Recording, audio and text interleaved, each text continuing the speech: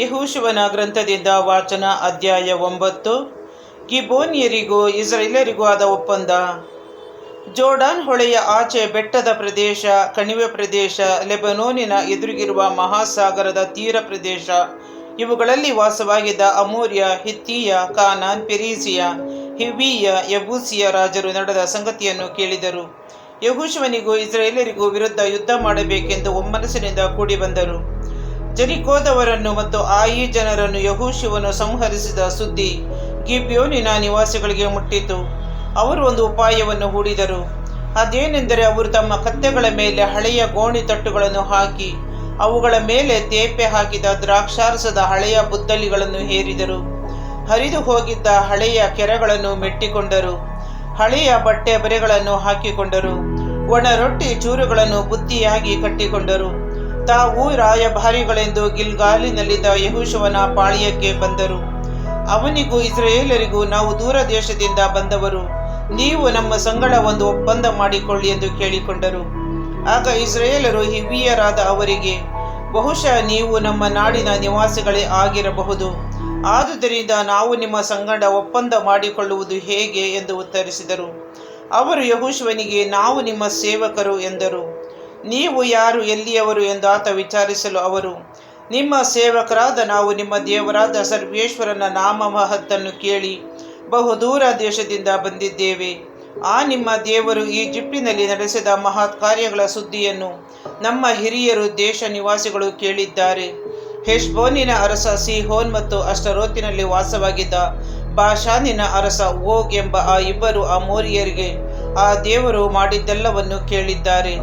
ಅವರು ನಮ್ಮನ್ನು ಇಲ್ಲಿಗೆ ಕಳಿಸುತ್ತಾ, ನೀವು ಪ್ರಯಾಣಕ್ಕಾಗಿ ಬುತ್ತಿ ಕಟ್ಟಿಕೊಂಡು ಹೋಗಿ ಇಸ್ರಾಯೇಲರನ್ನು ಎದುರುಗೊಳ್ಳಿ, ನಾವು ನಿಮ್ಮ ಸೇವಕರು, ನೀವು ನಮ್ಮ ಸಂಗಡ ಒಪ್ಪಂದ ಮಾಡಿಕೊಳ್ಳಿ ಎಂದು ವಿನಂತಿಸಿ ಎಂದು ಹೇಳಿದರು. ನಾವು ನಿಮ್ಮನ್ನು ಭೇಟಿಯಾಗುವುದಕ್ಕಾಗಿ ಮನೆ ಬಿಟ್ಟು ಹೊರಟಾಗ ಪ್ರಯಾಣಕ್ಕೆಂದು ತೆಗೆದುಕೊಂಡ ಈ ರೊಟ್ಟಿ ಬಿಸಿಯಾಗಿದ್ದು ಈಗ ಒಣಗಿ ಚೂರು ಚೂರಾಗಿದೆ ನೋಡಿ. ದ್ರಾಕ್ಷಾರಸ ತುಂಬಿಸಿಕೊಂಡಿದ್ದ ಈ ಬುದ್ದಲಿಗಳು ಹೊಸದಾಗಿದ್ದವು, ಈಗ ಹರಿದು ಹೋಗಿವೆ. ನಮ್ಮ ಬಟ್ಟೆ ಬರೆಗಳು ಹಾಗೂ ಕೆರೆಗಳು ದೀರ್ಘ ಪ್ರಯಾಣದಿಂದ ಸಬಿದು ಹೋಗಿವೆ ಎಂದು ವಿವರಿಸಿದರು. ಆಗ ಇಸ್ರಾಯೇಲರು ಅವರ ಬುತ್ತಿಯಲ್ಲಿ ಸ್ವಲ್ಪ ತೆಗೆದುಕೊಂಡರು, ಆದರೆ ಸರ್ವೇಶ್ವರ ಸ್ವಾಮಿಯ ಅಪ್ಪಣೆಯನ್ನು ಕೇಳಲಿಲ್ಲ. ಯೆಹೋಶುವ ಅವರೊಡನೆ, ನಿಮ್ಮ ಜೀವವನ್ನು ಕಾಪಾಡುತ್ತೇವೆ ಎಂದು ಶಾಂತಿ ಸಂಧಾನ ಮಾಡಿಕೊಂಡನು. ಸಭೆಯ ನಾಯಕರು ಅಂತೆಯೇ ಪ್ರಮಾಣ ಮಾಡಿದರು. ಈ ಒಪ್ಪಂದವಾದ 3 ದಿನಗಳ ಮೇಲೆ ಅವರು ತಮ್ಮ ನೆರೆಯವರೆಂದು, ತಮ್ಮ ಮಧ್ಯೆ ವಾಸಿಸುವರೆಂದು ಇಸ್ರಾಯೇಲರಿಗೆ ಗೊತ್ತಾಯಿತು. ಹೇಗೆಂದರೆ, 3ನೆಯ ದಿನದಂದು ಇಸ್ರಾಯೇಲರು ಹೊರಟು ಗಿಬ್ಯೋನ್, ಕೆಫೀರ, ಬೇರೋತ್, ಕಿರ್ಯಾತಾರಿಮ್ ಎಂಬ ಊರುಗಳನ್ನು ಸೇರಿದರು. ಆಗ ಊರುಗಳು ಆ ಜನರದ್ದೇ ಎಂದು ಗೊತ್ತಾಯಿತು.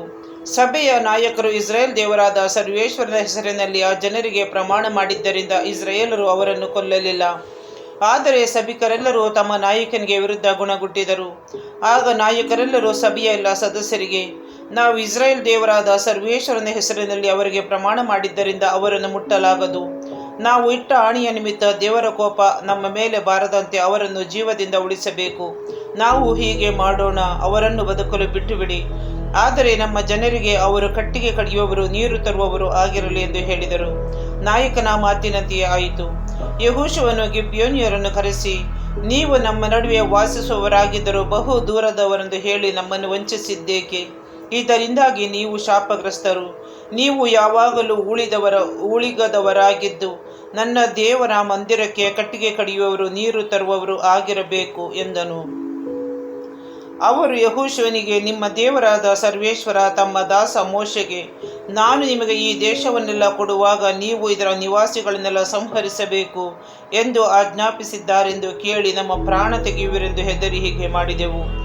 ಇಗೋ, ಈಗ ನಾವು ನಿಮ್ಮ ಕೈಯಲ್ಲಿ ಇದ್ದೇವೆ.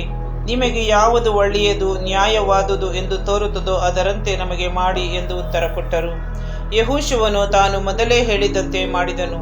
ಅವರನ್ನು ಇಸ್ರಾಯೇಲರ ಕೈಯಿಂದ ಹತರಾಗದಂತೆ ತಪ್ಪಿಸಿದನು. ಸಭೆಗೂ ಸರ್ವೇಶ್ವರ ಆಯ್ದುಕೊಂಡ ಸ್ಥಳದಲ್ಲಿ ಕಟ್ಟಲಾಗುವ ಬಲಿಪೀಠಕ್ಕೂ ಕಟ್ಟಿಗೆ ಕಡಿಯುವವರಾಗಿ ಹಾಗೂ ನೀರು ತರುವವರನ್ನಾಗಿ ನೇಮಿಸಿದನು. ಅವರು ಇಂದಿನವರೆಗೂ ಅದೇ ಊಳಿಗದಲ್ಲಿದ್ದಾರೆ.